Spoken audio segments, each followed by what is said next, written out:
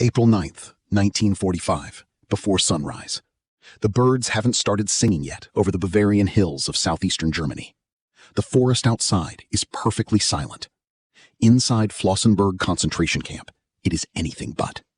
Boots drag across stone. A gallows hammered together overnight stands in the gray courtyard under flickering lights, still smelling of fresh wood, built in a hurry, built for one purpose. 7 men are brought out. One of them is 57 years old, a decorated general, a husband, a father of 3, a man who served Germany through 2 world wars and dedicated the last 11 years of his life to destroying Adolf Hitler from the inside. He is ordered to remove his uniform, then everything else. He stands naked in the cold April morning as his executioners loop a thin rope over a meat hook. What witnesses in that courtyard called it piano wire. What follows is not quick. It is not merciful. It is designed, as by Hitler's direct personal order, to be as slow and as degrading as possible. The death struggle lasts up to 20 minutes. And here is what will haunt you long after this video ends. 14 days after this morning, American soldiers from the 90th Infantry Division will liberate this exact camp. Hans Oster dies 14 days too early, and almost nobody today knows his name. You've heard of Stauffenberg. You've seen the movie. You know the briefcase bomb, the wolf's lair, the famous July 20th plot. But do you know the man who built the entire resistance network underneath it? The man who warned the Allies, smuggled Jews to safety, and would planted the seeds of every major assassination attempt on Hitler, all while wearing a Nazi uniform? This is Nazi history. We dig up the stories that mainstream history buries. If that's what you're here for, subscribe right now and hit that notification bell. You will not want to miss what's coming next. Now, let's go back to the very beginning. Dresden, Germany, August 9th, 1887. Hans Paul Oster is born into a household built on discipline and moral clarity. His father is a Protestant pastor, a man who preaches that right and wrong are not negotiable. That lesson will define his son's entire life, even when it costs him everything. Young Hans doesn't follow his father into the church. He is restless, ambitious.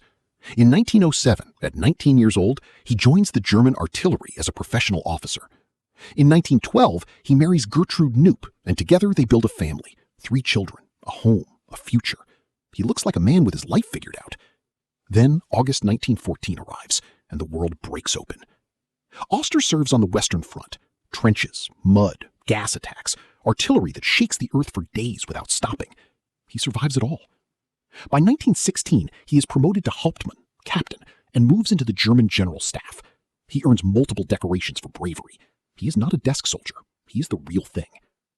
The war ends November 11th, 1918, and what follows nearly destroys him. The Treaty of Versailles, signed June 28, 1919, does not just limit Germany militarily. It psychologically dismantles an entire generation of soldiers who believed they had sacrificed everything for their country. Germany loses Alsace-Lorraine, economically vital, rich in coal and iron. It loses all overseas colonies. It is forced to accept full blame for the war, and the army, Hans Oster's entire identity, is gutted to just 100,000 men, an officer corps limited to 4,000 members total. For a decorated war hero, this is not just policy. It is a knife to the heart. He keeps serving. He makes major in 1929. He is climbing back. Then, in 1932, his private life collapses. Oster is forced to resign from the army after an affair with a fellow officer's wife. Just like that, everything he rebuilt is gone again. No rank, no uniform, no purpose. Adrift in a Germany that is sliding toward the edge. Enter Adolf Hitler. January 30th, 1933. Hitler becomes chancellor. Like millions of desperate, humiliated Germans, and Oster initially sees the Nazis as salvation. Here is a man promising to rebuild the military, tear up Versailles, and restore German dignity. For a disgraced former officer with nothing left to lose, that message hits hard. Oster joins the Abwehr, Germany's military intelligence service, in 1933. He is back in uniform, back with purpose. But getting close to the Nazi machine means seeing exactly what it is. Within months, he watches the Nazis crush political opponents, open Dachau, and burn thousands of books in public bonfires. Anything written by Jews, Marxists, or liberals turned to ash while crowds cheer. To every colleague around him, Oster looks like the model officer. Very few know the truth. His loyalty to the regime is a complete performance. The breaking point comes in the summer of 1934, the Night of the Long Knives, June 30th through July 2nd, 1934. In a sweeping purge ordered directly by Hitler, the SS executes dozens of men without trial, without charges, without any process of law. SA Chief Ernst Röhm, shot. Former Chancellor Kurt von Schleicher, shot dead in his own home, his wife killed beside him. And then the name that hits Oster like a physical blow, Major General Ferdinand von Bredow, former head of the Abwehr, Oster's mentor, Oster's personal friend, executed. No trial, no warning, just a bullet. From that moment forward, Hans Oster makes a decision he will never walk back. He will destroy the Nazi regime from the inside, quietly, systematically, whatever the cost. To everyone around him, he remains the perfect German officer, polished, loyal, efficient. The mask never slips.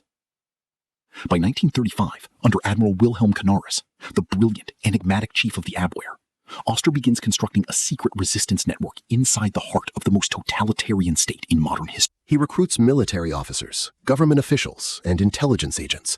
He even cultivates contacts inside the Gestapo itself, men like Hans Bernd Gisevius and Arthur Neby, who feed information to the resistance while appearing completely loyal to the regime. Here is the human detail almost no history book mentions. Oster had 2 sons. One of them served as a first lieutenant on the Eastern Front. In the final, catastrophic days of the Battle of Stalingrad, as the German 6th Army was being annihilated in frozen ruins, Oster's son put a blanket over his head and shot himself. And Hans Oster received that news while simultaneously running a secret resistance network and hiding his activities from the Gestapo. He buried his grief. He kept going, because stopping meant every sacrifice, including his own son, was for nothing. Hitler prepares to invade Czechoslovakia over the Sudetenland. Oster sees his moment. Working alongside Colonel General Ludwig Beck, the chief of the German General Staff, who openly opposes Hitler and resigns over it, Oster draws up the most audacious plan of the entire resistance. Storm the Reich Chancellery with loyal troops, arrest Hitler on the spot. And here is what sanitized history books leave out. If Hitler resisted, the arresting officers had secret orders to shoot him and claim he was killed in a struggle. Oster isn't just planning an arrest, he is planning an execution, and he is willing to be the man responsible. He quietly sends envoys to London, urging the British to stand firm against Hitler over Czechoslovakia. The message: if Britain refuses to back down, the German military will remove Hitler themselves. Then Prime Minister Neville Chamberlain flies to Munich. He hands Hitler Czechoslovakia on a silver platter, flies home waving a piece of paper. Peace for our time, he tells the cameras. The coup collapses overnight. Hitler is celebrated across Germany as the greatest statesman alive. Oster watches in fury, and he keeps going. This is the part of the story that sounds impossible, but it is meticulously documented. Between 1939 and May 1940, Hans Oster, wearing a German general's uniform, was sitting inside German military intelligence, secretly leaks Germany's invasion plans for the Netherlands, Belgium, Luxembourg, and France to his close friend Bert Sass, the Dutch military attaché in Berlin. Not once or twice, more than 20 separate times. Each time, Sass passes the intelligence to his government in The Hague. Each time, the Dutch government decides the source is unreliable. In one message, Oster refers to Hitler as the pig who has departed for the front in the West, an unmistakable signal the invasion is imminent. The Dutch government still does nothing. On May 10, 1940, Germany invades. France, Belgium, Luxembourg, and the Netherlands fall in 6 weeks. Hans Oster had tried to stop all of it 20 times. Nobody believed him. This is one of the great tragic what-ifs of the entire war. Only if The Hague had acted, the course of World War might have been fundamentally different. April 1943, the Gestapo arrests Hans von Dohnanyi, one of Oster's key operatives inside the Abwehr. The charge? Currency violations. The real crime? Dohnanyi had smuggled 14 Jewish people out of Germany into Switzerland by disguising them as Abwehr agents and providing them with foreign currency. He had literally given Jewish refugees German spy credentials to save their lives. During the arrest, incriminating documents sit openly on Dohnanyi's desk. He sees them. He whispers a single word to Oster standing nearby. Note. Oster reaches for the papers. The Gestapo officer grabs his arm, forces him to put them back. In roughly 11 seconds, 11 years of resistance unravel. Hans Oster is placed under house arrest and dismissed from the Abwehr. The network he built piece by piece since 1935 is left leaderless and broken at exactly the moment it needed strong leadership most. The resistance finds a new engine, Colonel Claus von Stauffenberg. After the catastrophic German defeat at Stalingrad, Stauffenberg concludes with cold military logic that assassinating Hitler is not a moral question. July 20th, 1944. Stauffenberg walks into the Wolf's Lair in East Prussia, carrying a briefcase with a bomb inside. He places it under the conference table, directly beneath where Hitler is standing, and leaves. The bomb detonates. 4 men die, but the heavy wooden leg of the conference table absorbs most of the blast. Hitler staggers out alive, hair smoking, eardrums ruptured, his trousers shredded, but breathing. Operation Valkyrie begins across Germany. Reserve army units mobilize. For a few desperate hours, the conspirators believe they have won. Then the radio breaks the news. Hitler is alive.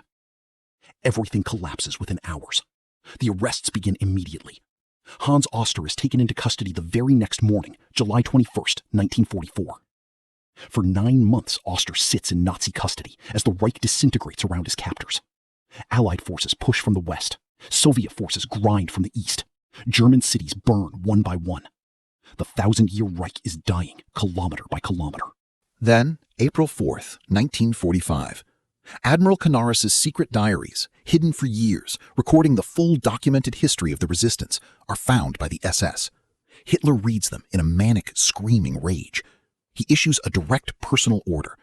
Every conspirator still alive, arrested, imprisoned, or previously dismissed is to be executed immediately. No more trials, no more delays. Hans Oster's name is on the list. April 9th, 1945, 14 days before American soldiers liberate this camp. Before dawn, 7 men are brought to the hastily constructed gallows in Flossenberg's courtyard. Among them, Admiral Canaris, theologian Dietrich Bonhoeffer, who the camp doctor later recorded went to his death entirely submissive to the will of God, and Hans Oster. By Hitler's direct order, the executions are deliberately degrading. No uniforms, no final rites. Oster is stripped completely. He stands naked before the men of the regime he spent his life trying to destroy. One of the thin rope, witnesses called it piano wire, looped over a meat hook, is placed around his neck. This method is designed not for speed, but for suffering, up to 20 minutes. Hans Oster, decorated war hero, loving husband, grieving father, the man who warned the world 20 times and wasn't believed, dies in a concentration camp courtyard as the first light of April morning touches the Bavarian forest outside.